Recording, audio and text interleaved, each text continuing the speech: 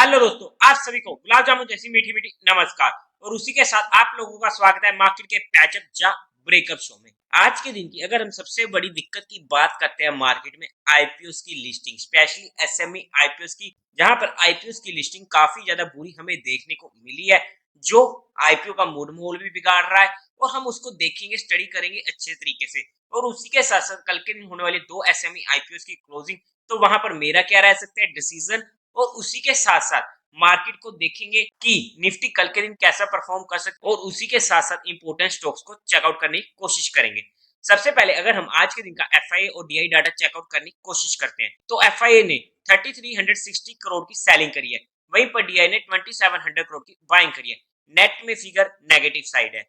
उसी के साथ साथ अब अगर हम आईपीओ की बात कर लेते हैं, तो कल के दिन सुनीता टूल्स आईपीओ और सिटी क्रॉप्स एग्रो आईपीओ की होने वाली है क्लोजिंग। अगर मैं इसमें अपने पर्सनल डिसीजन की बात करूं फॉर एजुकेशन पर्पस, तो मैं इन दोनों आईपीओ को इजीली अवॉइड करने वाला हूं। मैं जहां पर इन दोनों आईपीओ को अप्लाई नहीं करने वाला हूं। लेकिन अपार्ट फ्रॉम दिस, जिस तरीके से आज के दिन क्लोजिंग हमें देखने को मिली है, स्पेशली दो आईपीओ की जो सेल्यूलर गैजेट्स और हाई ग्रीन कार्बन के होने वाले थे, जहां पर हमें काफी बुरी लिस्टिंग देखने को मिली है। आफ्टर लिस्टिंग अपर सर्किट हमें बेसिक देखने को मिल चुका है, लेकिन जो लिस्टिंग होनी थी वो काफी ज्यादा बुरी हमें देखने को मिली है। कोस्ट टू कोस्ट पर दोनों आईपीओ खुले हैं, जिसकी वजह से जो अदर्स एसएमई आईपीओ थे अच्छे वाले, वहां पर भी हमें काफी ज्यादा इंपैक्ट देखने को मिला ग्रे मार्केट में।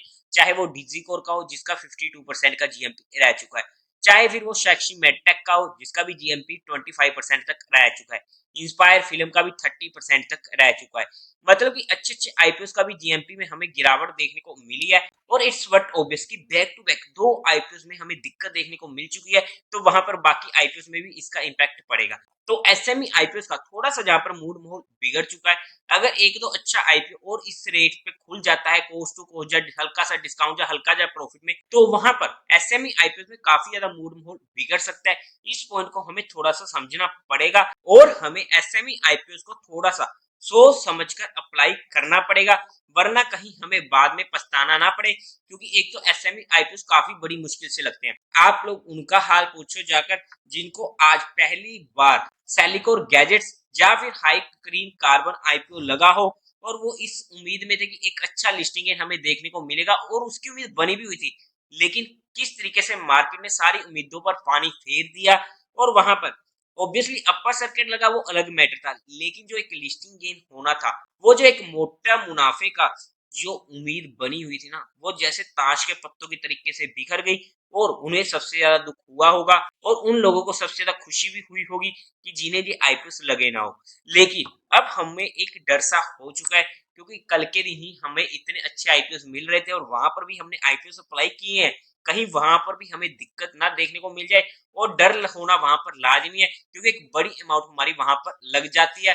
लेकिन जो भी होगा वो हमें मार्केट ही बताएगी, जब उनकी लिस्टिंग होगी। हम उनका कुछ भी नहीं कर सकते। तो वहां पर बिना फालतू में टेंशन लेकर अपनी हेल्थ और मेंटल स्टेबिलिटी को बिना फालतू में बिगाड़ेंगे, उसका कोई फायदा नहीं होने वाला है। अगर आईपीओ अलॉट होता है तब की तब सोचेंगे, बट जब लिस्ट होगा मेन तभी देखा जाएगा। तब तक के लिए हमें थोड़ा सा संभल के काम करना पड़ेगा। उसी के साथ साथ अब अगर हम कल के जो आईपीओ की लिस्टिंग होने वाली है उनकी बात कर लेते हैं, तो वहां पर मास्टर कंपोनेंट्स आईपीओ लिस्ट होने वाला है। इस आईपीओ को मैंने अप्लाई नहीं किया था, अगर अप्लाई ही नहीं करूंगा तो मिलेगा ही नहीं।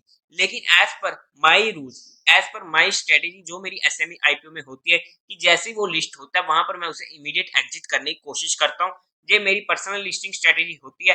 आप लोगों को क्या ये आईपीओ अलॉट हुआ है तो कमेंट सेक्शन में बता दीजिएगा। और कोई भी एक्शन लेने से पहले, चाहे वो आईपीओ को अप्लाई करने के लिए हो, चाहे वे लिस्टिंग स्ट्रेटेजी के लिए हो, अपने रिस्क रिवार्ड रेशियो को मेंटेन करते हुए एक बार अपने फाइनेंशियल एडवाइजर से कंसल्ट करके कोई काम कीजिएगा। उसी के साथ साथ मनोज वैभव जेम्स आईपीओ की भी हम बात कर लेते हैं आज ही के दिन में।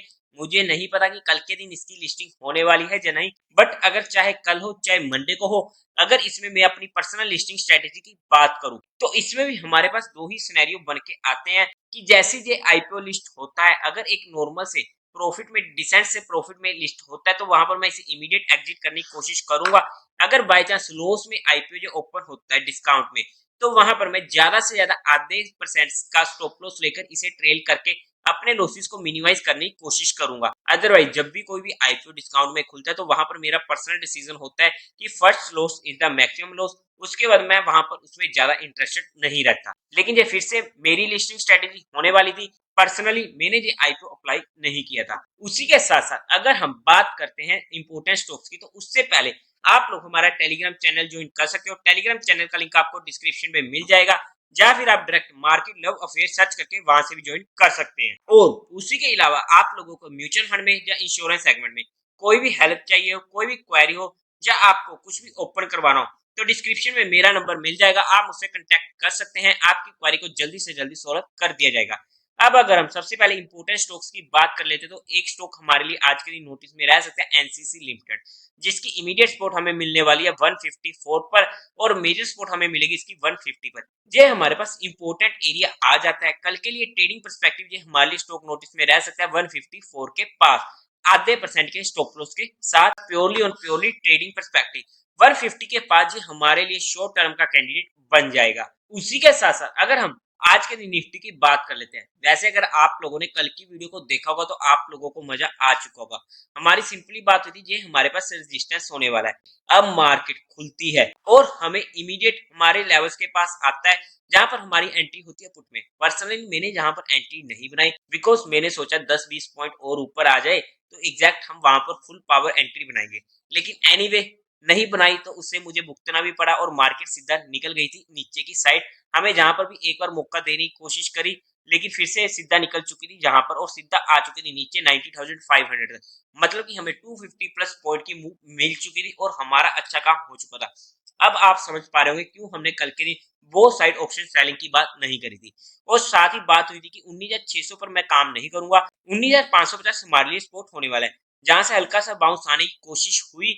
लेकिन मंथली एक्सपायरी थी तो इसे भी मार्केट ने कहा मैं तो नीचे को जाऊंगी, और हमारा वहां पर इसने नीचे की साइड 15 मिनट की कैंडल दी और वहां पर हमारा पहली एग्जिट हो चुका था हमारा स्टॉप लॉस होने से पहले, और मार्केट ने फिर से नीचे को मूवमेंट दी। क्लोजिंग टाइम पे मार्केट अपनी सपोर्ट के पास आकर फिर से क्लोज हो चुकी है।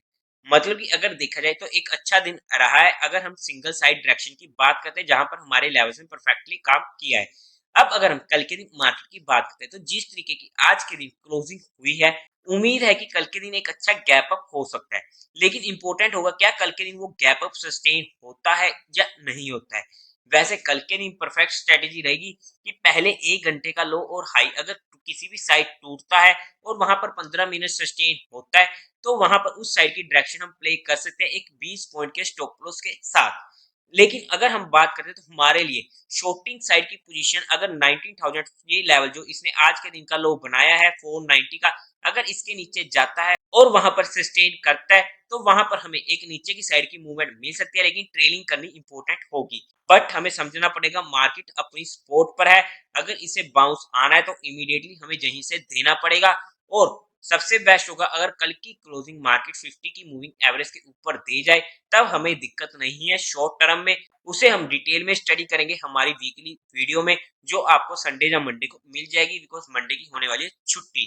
अगर हम रेजिस्टेंस की बात करते हैं तो हमारे पास इमीडिएट रेजिस्टेंस कल के लिए निकल कर आता है 19,750।